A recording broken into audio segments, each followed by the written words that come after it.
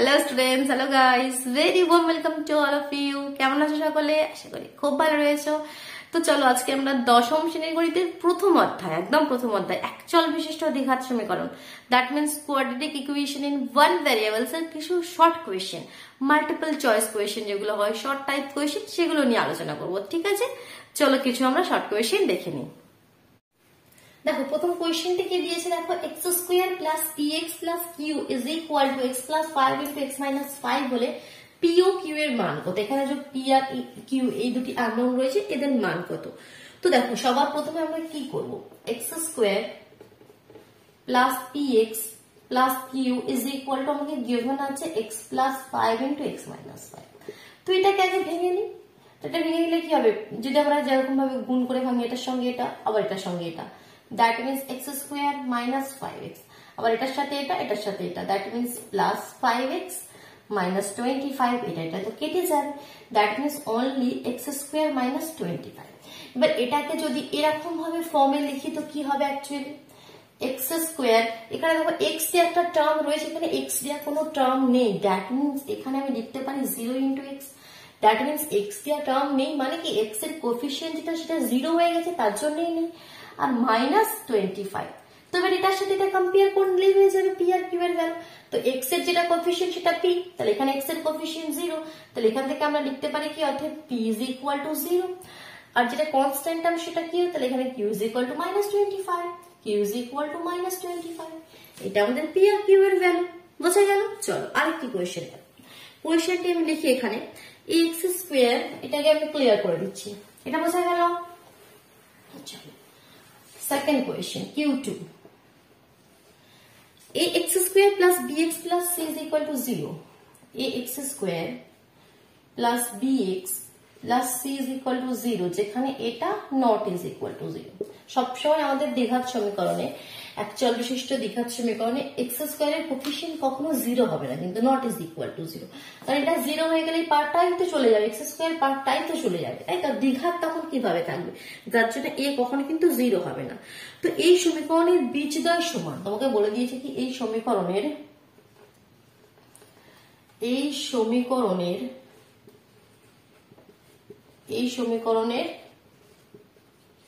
বীজদ্বয় সমান, that means equal roots রয়েছে। এই সমীকরণের বীজদ্বয় সমান হলে এখানে তোমাকে দুটি অপশন দেওয়া রয়েছে, কোন অপশন দুটি ঠিক, বা চারটি অপশন দেওয়া থাকবে কোন অপশনটি ঠিক।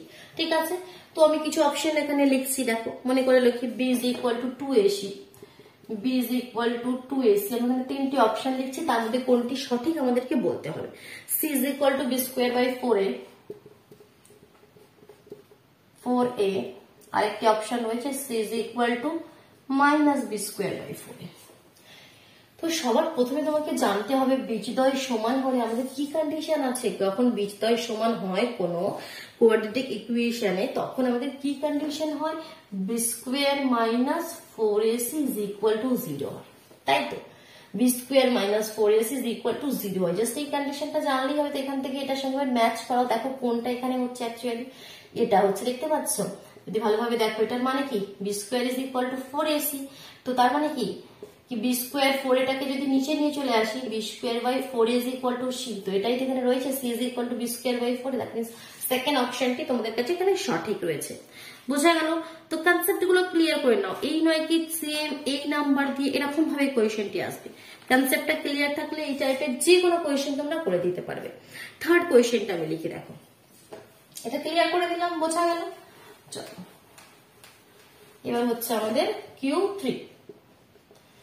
তো থার্ড কোয়েশ্চেনটি রয়েছে a minus 5x square, a minus 5x square plus 7x plus 9 plus 7x plus 9 is equal to 0, একটা কোয়াড্রেটিক ইকুয়েশন, একটা দ্বিঘাত সমীকরণ তোমার কাছে রয়েছে। বলছে এই সমীকরণটি a এর কোন মানের জন্য দ্বিঘাত সমীকরণটি হবে না তা নির্ণয় করো। এখানে a is equal to কত হবে সেই মান, যে মানটার জন্য এটা একটা দ্বিঘাত সমীকরণই হবে না, এটা একটা কোয়াড্রেটিক ইকুয়েশনই হবে না। তো সিম্পল আমি এই মাত্র ক্লিয়ার করে দিলাম কি এখানে যদি x স্কয়ার কোএফিসিয়েন্ট 0 হয়ে যায় তাহলে কি এটা দ্বিঘাত সমীকরণই থাকে না, কারণ x স্কয়ার পার্টটাই তো চলে যায়। দ্যাট মিন্স এটা 0 কখন হবে, যদি এর জায়গায় 5 বসাও, যদি এর জায়গায় 5 বসাও, তবেই তো 5 মাইনাস 5 ইন্টু এক্স স্কোয়ার, তো 5 5 তার মানে 0 ইন্টু এক্স স্কোয়ার, তো এই পার্টটাই ক্যান্সেল হয়ে যাবে। দ্যাট মিনস এ এর ভ্যালু 5 যদি হয় তাহলে কিন্তু এটা কোনো আর দ্বিঘাত সমীকরণই থাকবে না।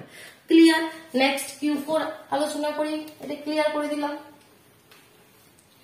Q4 দেখ কোশ্চেন নাম্বার 4 এ কি লিখছি, x square minus √3x minus 6, x square minus √3x minus 6 is equal to 0 একটা কোয়াড্রেটিক ইকুয়েশন আমি লিখেছি। এই সমীকরণের একটি বীজ, একটি রুট, একটি বীজ √3 হবে কিনা এটা যাচাই করে দেখো। একটা দ্বিঘাত সমীকরণের, একটা কোয়াড্রেটিক ইকুয়েশনের দুটি বীজ থাকে, তাই তো? দুটি বীজ, দুটি রুটস থাকে। আমরা সাপোজ এটাকে লিখি একটা আলফা একটা বিটা, তো তার মধ্যে বলছে একটা কি √3 হবে। তো কিভাবে যাচাই করি? আমরা জানি যখন বীজ তোমাদের কোয়াড্রেটিক ইকুয়েশন বা দ্বিঘাত সমীকরণের যে বীজদ্বয় হয়, তাদের বীজ হয় তাহলে সেই ভ্যালুগুলো এখানে পুট করলে ইকুয়েশনটা স্যাটিসফাই করে, ইকুয়েশনটা স্যাটিসফাই করে। দ্যাট মিনস √3 যদি এর একটা বীজ হয় তাহলে এক্স এর জায়গায় আমি যদি √3 পুট করে দিই তাহলে দেখবে এটা স্যাটিসফাই করবে। দ্যাট মিনস এটা ক্যালকুলেশন করে 0 আসতে হবে, তো আমাদের রাইট হ্যান্ড সাইড 0 আছে। যদি না আসে তাহলে সেটা তার বীজ হবে না, তার মানে স্যাটিসফাই করছে না ইকুয়েশনকে। তো দেখে নিই আমরা পুট করে, এক্স এর জায়গায় √3 whole square minus √3 into √3 minus 6, তো √3 whole square 3 minus 3 √3 into √3 3 minus 6, তো এটা তো আমাদের 0 হয়ে গেল, 0 মাইনাস 6, তো মাইনাস 6 এটা not is equal to 0। That means √3 এই সমীকরণের কোনো রুট হবে না, বীজ হবে না। কিন্তু যদি মাইনাস √3 বলতো তাহলে কিন্তু একটা বীজ হতো। কোশ্চেনের পার্ট নয়, আমি তাও বলে দিচ্ছি কেন বলতো, এখানে একটা মাইনাস আসতো, এখানে একটা মাইনাস হতো, সেটা একটা মিলে সেটা প্লাস হয়ে যেত। আর এটা তো মাইনাসের হোল স্কোয়ার 3 বাইরে বেরিয়ে আসতো, বাট এখানে এটা প্লাস 3 হয়ে যেত, আর এটা মাইনাস 6, তো 6 মাইনাস 6 তখন কিন্তু 0 হয়ে যেত। দেখো ইকুয়েশন স্যাটিসফাই করছে। এটা যদি মাইনাস 3 থাকতো তাহলে কিন্তু সেটা আমাদের রুট হতো। এবার দেখো আরেকটি question, last question, question number 5 discuss করছি। এটা ক্লিয়ার করে দিলাম, বোঝা গেল। Q5 কি বলছে, x স্কোয়ার মাইনাস এক্স, একটা ইকুয়েশন দিয়েছে, x square minus x is equal to p into 2x minus 1, p into 2x minus 1। এখানে আমাকে এই যে p এর ভ্যালুটা ফাইন্ড আউট করতে হবে। আর কন্ডিশন কি বলছে, এই দ্বিঘাত সমীকরণের বীজদ্বয়ের সমষ্টি 0 হলে p এর মান নির্ণয় করো। আমাকে কন্ডিশন বলে দিচ্ছে কি বীজদ্বয়ের সমষ্টি 0, বীজদ্বয়ের সমষ্টি is equal to 0। এই ইকুয়েশনে বীজদ্বয়ের সমষ্টি 0 হলে পি এর ভ্যালু ফাইন্ড আউট করো।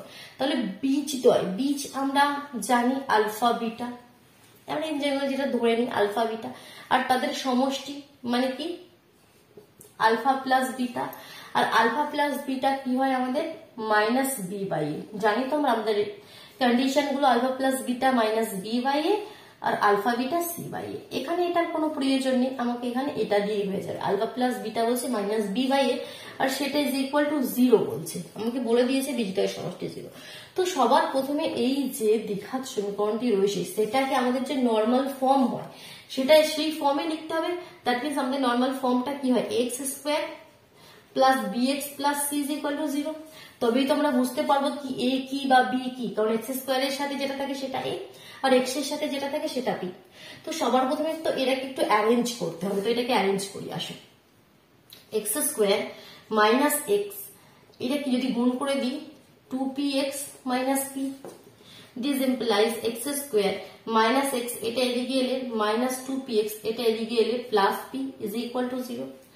দিস ইমপ্লাইজ এক্স স্কোয়ার তো দেখো আলাদাই রয়েছে, এবার এটাও এক্স দিয়াটাম এটাও এক্স দিয়াটাম। চলো আমরা প্লাস এক্সটা কমন নিয়ে নিই, কমন নিয়ে নিলে কি থাকছে পরে, কমন নিলে পরে থাকছে 1 প্লাস 2p, ঠিক মাইনাস 1 মাইনাস 2p, কারণ মাইনাসটা তো আমরা কমন নিইনি। তো দাঁড়াও এটাকে একটু আমি সুন্দরভাবে লিখি, মাইনাসটা যদি সামনে দিয়ে দিই তার মানে 1 প্লাস 2p ইন্টু এক্স। দেখো বুঝতে পারলে আমি মাইনাসটাকে এখানে কমন দিয়ে বাইরে বের করেছি, minus 1 plus 2p into x plus P is equal to 0। তো দেখো এটা এই ফর্মে চলে এলো, এক্স স্কোয়ার এ কিছু নেই মানে 1 আছে, প্লাস বি এক্স, তো দেখো প্লাস বি এক্স, বি মানে তাহলে কত মাইনাস 1 মাইনাস 2p, আর সি মানে এখানে কি পি, তাহলে ইট ইজ ইকুয়াল টু এই ফরম্যাটে চলে এলো। তো এবার আমরা বলতে পারবো কি আলফা প্লাস বিটা কি হবে, কারণ আমরা জানি alpha plus beta is equal to হয় মাইনাস বি বাই এ। তাহলে আমরা লিখতে পারি alpha plus beta is equal to minus b. তাহলে কত হবে?